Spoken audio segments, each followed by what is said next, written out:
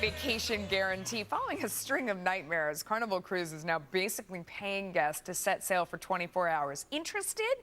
It's a pretty good deal for wary travelers. If you don't like it within the first 24 hours, just tell the crew and you get back 110% refund. So they're paying you to be on that cruise. But where are we going in this world of many happy returns? Here now is my favorite marketing master, Bruce Turkel. Bruce, I don't know, even, you know me, I'm a little wary of the cruise, even with the 110%. But I got to tell you, it's piquing my interest. Really? I thought they couldn't get you on a cruise if they carried you on board. I didn't say I was going to do it. I was saying that it's piquing my interest, but it seems like it's too easy. I mean, within the first 24 hours, you say, you know what? I don't like it. The shrimp weren't to my liking. There wasn't enough food on that buffet. I want 110%. Well, they don't get a helicopter and throw you the hell off the boat. They just give you your money back. Well, I did go online and look it up, and it does say guest services will get you off the boat as quickly as possible. But maybe we need to look at it from the other side. Yeah. It's not that they're worried that you're going to try it out. Maybe this is their buzzkill bonus. They don't want the Debbie Downers on the ship. That's you're pretty funny. Whining, if you're going to whine, if you're going to be a buzzkill, they want you out of there. Really? That's it. It seems like, though, this could be a pretty big loser for them down the road. I mean, so say it still would be tough. You get a whole bunch of people on there that want their money back. You can't get them all off. So they could game the system and stay on. And then, you know, where does that put them? No, first of all, there's not much to gain. You have to complain within the first 24 hours. Yeah. So you're not stealing a cruise. Number two, they give you 110%. You're not getting a lot of money. They give you $100 off your next cruise, but let's face it, if you bag this one, you're probably not going to do it again. What you need to understand really is yield management, how they control their inventory versus what they charge for a cruise. Here's the trick. Yeah. Any ship that leaves with an empty cabin, that cabin can never be sold again.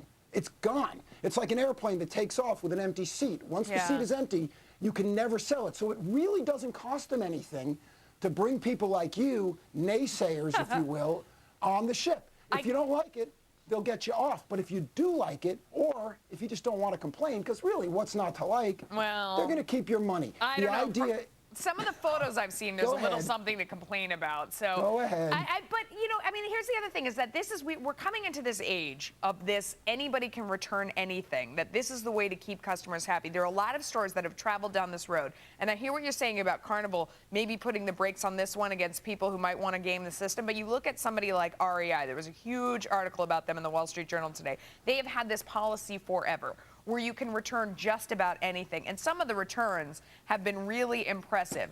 I mean, a customer recently returned a pair of women's sandals that were totally worn down. They were for hiking and wading in the river, and her complaint was, the note was, they were not sexy enough.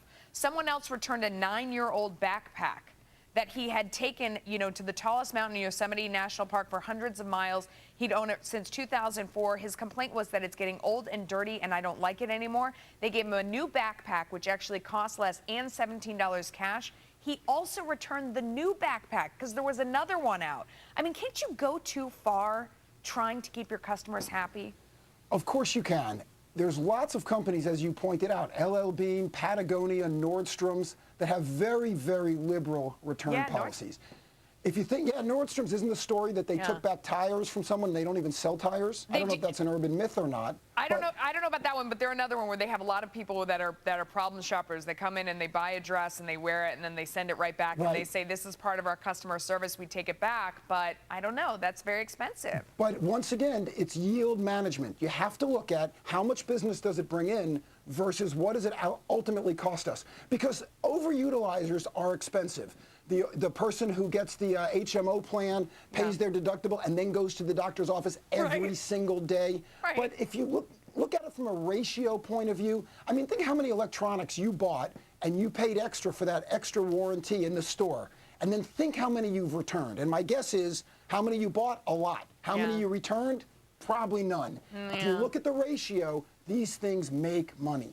So what would you tell to a business person that's out there watching this and is trying to decide how liberal they should be with their return policy? I think it depends on the relationship they have with their customers.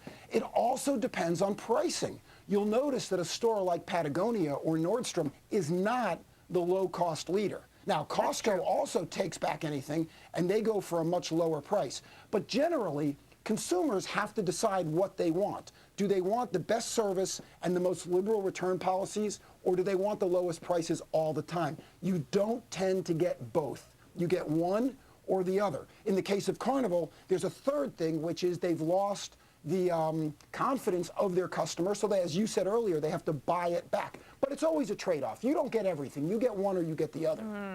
But I want everything, Bruce. Thank you so much. You do. Thanks for coming And on. you You're always deserve it, Melissa. fantastic. Appreciate it.